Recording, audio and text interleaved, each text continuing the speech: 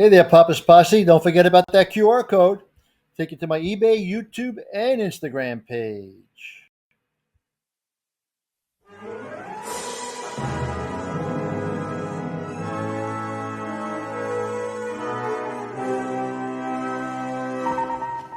Welcome back to the channel, Papa's Posse. It's Papa's Comic Books, Coffee, and more.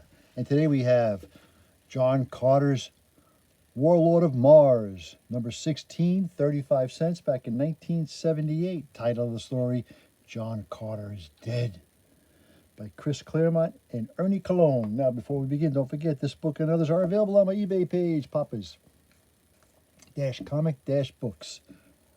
Let's see what's going on. Woe be unto all Bar's room. John Carter is dead. Helium, capital of Barsum's greatest empire, a day of celebration, a time of joy, all is well. It is the second anniversary of the wedding of Dijon Thoris and John Carter, a night of feast and lift. Oh, John, my chieftain issues no warriors to love my princess. John Carter is dead. The master of Assassin Mars, Chapter 1, his body shudders spasmodically as he lies sprawled across the bed, muscles pulled impossibly taut by invisible cords, a face twisted into a rictus of unendurable agony. And then John Carter, gentleman of Virginia, Prince of Helium, moves no more. Marv what? Treachery, Fandor, rouse the watch and summon physicians. I must tell the Jeddak. Now it seems his luck has finally run out. My love, even I hold you. Your skin grows cold. Within minutes the news spreads through the entire palace, and many who hear it are shaken, for they believe John Carter have led a charmed life. Princess, I have brought the court physicians. I fear you come too late, Fandor. I know these symptoms. He was poisoned with the venom of the Darth spider. A single drop is fatal. He drank far more. The wine was served by the slave Daria, and bring her alive. Oh, find her and bring her alive. Pushed by grief and hatred, Kantos Kan's guardsmen fan out throughout the royal suite, while other warriors seal every known exit from the vast imperial compound. Hold that tapestry stirred, yet there's no breeze. Someone's hiding there. Fandor called Kantos Kan. I think I found our missing wench. Holy Isis, what manner of woman are you? Haven't you guessed, Padwar? I am your death. Thus perish all fools who dare oppose the guild of assassins. Fandor, did you hear? Perhaps we should wait for Kantos Kan. I need no help to fight a woman, even a Shia Kalat. Take her. What are you afraid of, warriors? The odds are 3 to 1. Of course you are under orders to take me alive. She blocked my sword. That gives me something of an advantage. By the gods, if you are Helium's best, the Empire's in sad shape. I've seen baby Soraks who fight better. 3 dead in less than exact. A teacher would be proud. Then you can beef up your t-shirts, and everybody loves ices.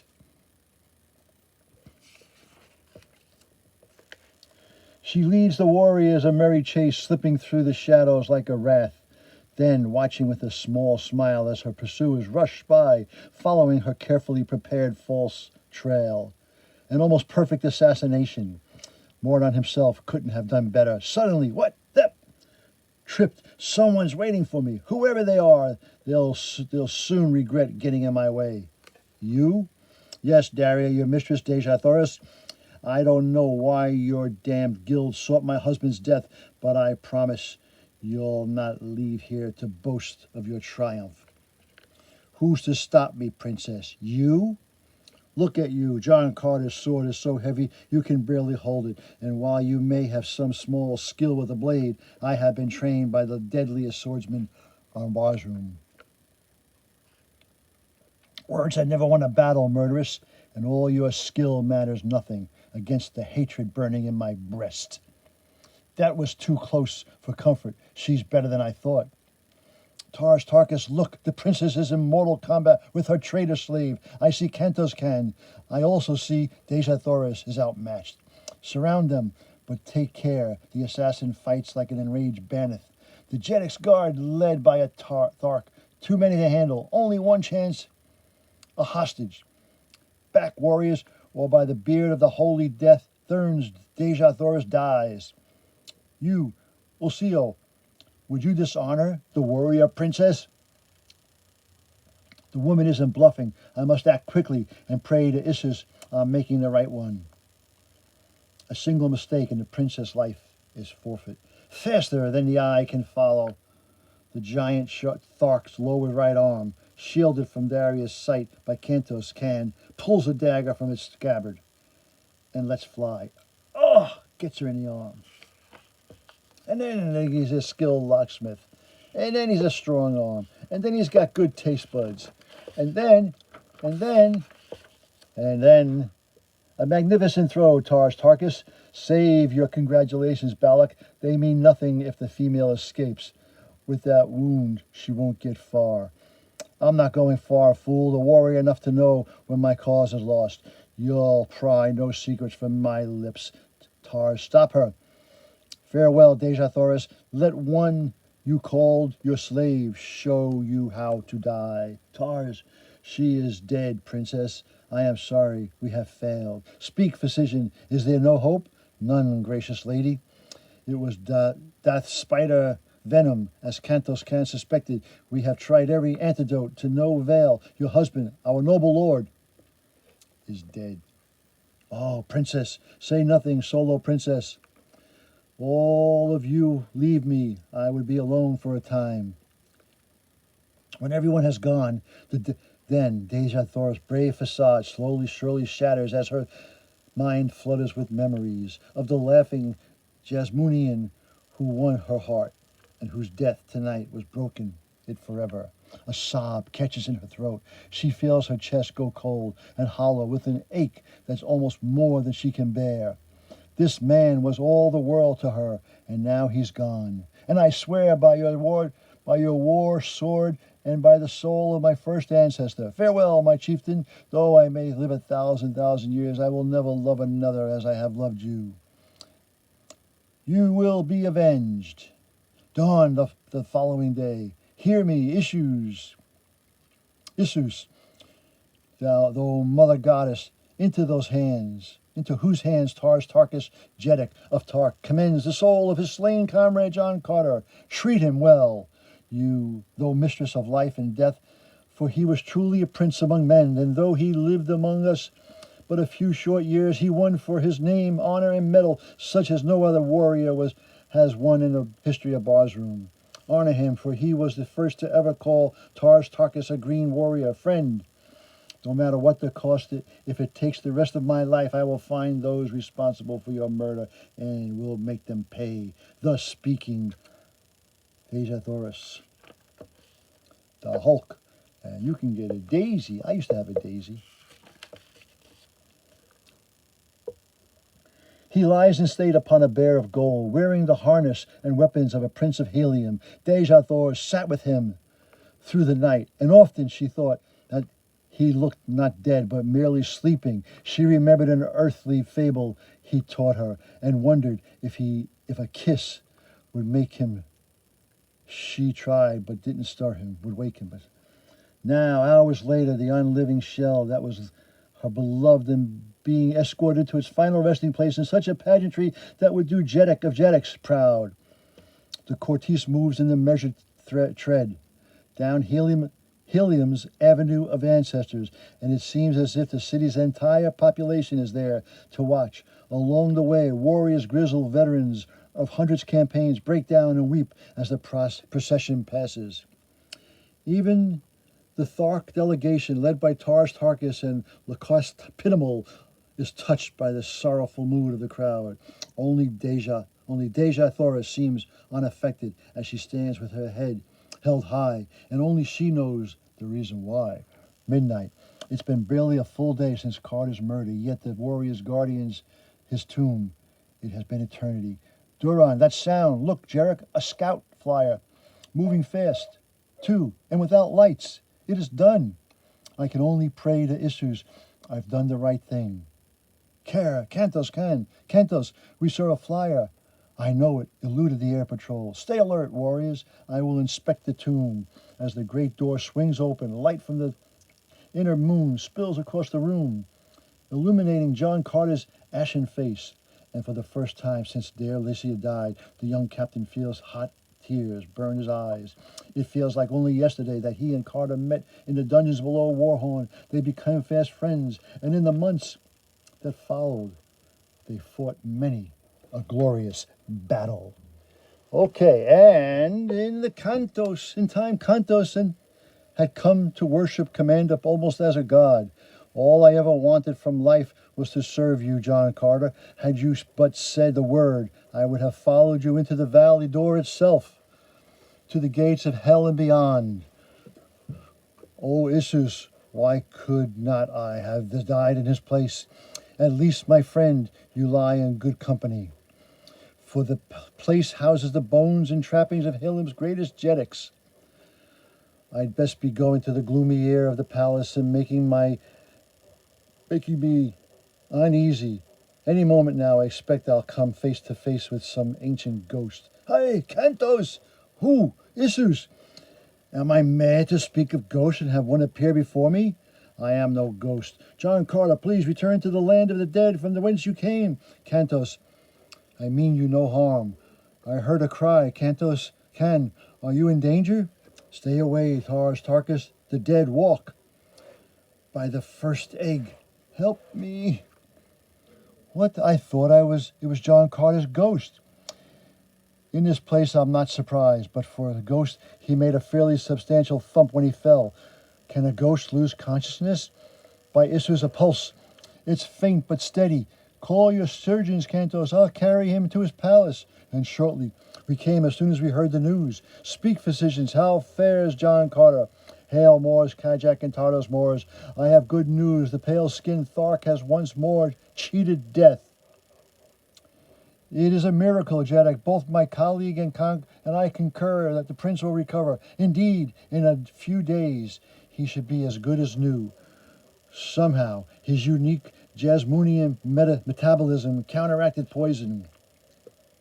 Though the extreme shock to the system threw him into a state that mimicked death, it was a living nightmare. I was totally aware, yet totally helpless. I felt Deja Thoris' lips touch mine, then her tears. Oh, John Carter, forgive me. Sola, Dars, where is my wife? Why isn't she here? You have shown me kindness, and I have repaid you with base betrayal. Says the Hulk in full color. So you get all you want and all the stuff. For how much? $1.49 or something like that. Let's see what we have here. Sola, you're not making any sense. The princess is gone. She took the harness weaponry to flyer of the assassin and left to find those who sent her, to avenge your death with theirs. I tried to dissuade her, but she would not listen. I should have stopped her, but I could not. John Carter, I am so sorry. How like Sola to take the blame when it was not hers.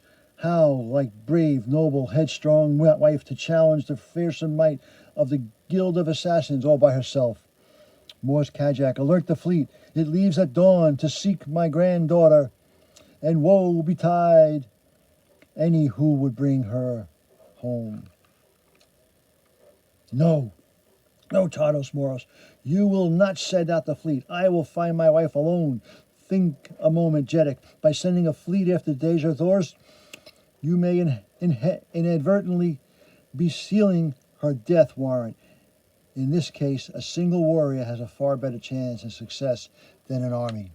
Perhaps, my friend, if that warrior is a perfect health, but you are barely able to stand, John Carter, let alone fight. They all raised objections, many of them valid, but I was adamant. And so, barely half a zode, a little more than an earthly hour later, my personal airship was streaking north and east out of Helium. Following a route described to me by Sola from a map she and Deja Thoris had found hidden in the dead assassin's chambers. Sola said it was the only clue they found in the woman's destination. I was playing the longest of long shots, that I knew only too well, but if that map was Deja's only clue, it must be mine as well. After that, our fates were in the hands of God. And then we went to Camelot and Star Wars, and we got all these prizes. Okay, and then, unfortunately, the odds were already stacked high against me, and they were getting worse. There, Cerberus, what did I tell you? That's John Carter's flyer. John Carter, alive? I'd best contact Morden and tell him he favored one Deirdre who failed. He won't like that news at all. I pushed my super special fast flyer to its limit and beyond for an hour after seamlessly endless hour, searching the sky ahead of me for some sign of death's slower craft. I knew I would have to find her soon, or not at all, for the terrible strain of the chase was already beginning to tell on my airship. One engine was running rough, yet I did not slacken my speed. And then, about 100 carriages, 3,700 miles from helium, I saw the mooring sun flash off the carborundum aluminum hull, and I felt my heart surge. Within the breast, we were flying over an unclaimed, unknown territory, and so far as I knew, only one other flyer besides mine had any business following this particular course. When I was in range, I signaled with a wireless communicator, and my beloved princess answered.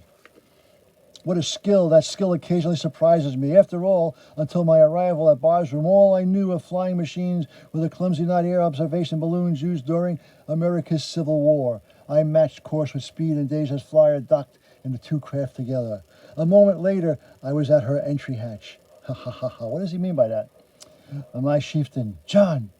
Yes, my princess, both alive and well. With a cry torn from her soul, she sprang into my arms. I will not dwell on what happened next. Sometime later, when we finally parted, after we got to our entry hatch, by heaven, what a sight! It's a canyon, Deja, so huge it makes the Grand Canyon on Earth look like a minor ditch. A canyon only, oh, holy Isus, no! Turn the flyer about, my husband, at once. We must flee from this place while we still can. The stark terror in her voice sent me springings for the controls. But it was too late. Hurricane winds sprang up from nowhere, smashing our mated ships.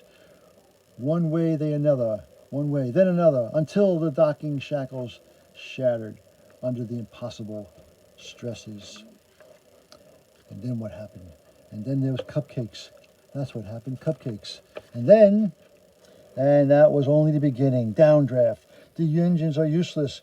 We're dropping like a stone. A freak gust threw Deja's flyer out of the canyon. But try as we might to escape, the atmospheric maelstrom only pulled us in despair. John, the wind is pulling me toward the hole in the hull. I grabbed for her, but the cursed cyclone tore her from my arms, from my grasp. Somehow she managed to stop herself, but she was left hanging half in half out of the flyer. She knew she couldn't hold on for long. I've long accepted the advantage my earthly muscles have given me over Barsunian foes. Now, though, I was putting that fabled strength to the ultimate test, not against some living opponent, but against the raw elemental power of Mars itself. I would have only one chance to save my wife. I refused to ever contemplate the possibility of failure. I reached for her end. Got you. In moments, I had us both securely strapped in, but I had no time to rest on my laurels. Where below the storm lies, the engine's controls are taking hold, but the ground too close, coming up too fast. Hold on, my love. We're going to crash. Hey, it looks like the Batmobile.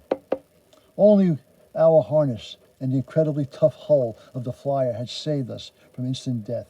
Even so, I had the feeling I'd be black and blue all over come tomorrow morning. I didn't know how long I was unconscious, but when I awoke, I was waist deep in water.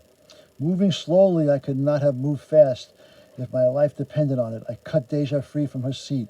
She was as battered as I. But there seemed to be no broken bones, or I prayed internal injuries. Somehow I carried her outside. I had no idea where we were, and at that moment, I didn't really care. My wife and I were alive. That was enough. I laid her gently down and managed to make one trip back to the smoking pune of our aircraft for our weapons before I too collapsed.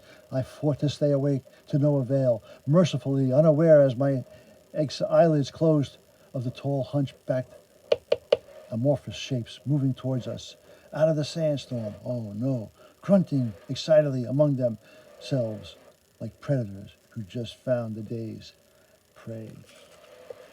Oh man, what's going to happen? That was John Carter, Warlord of Mars. John Carter is dead. Number 16 from 1978.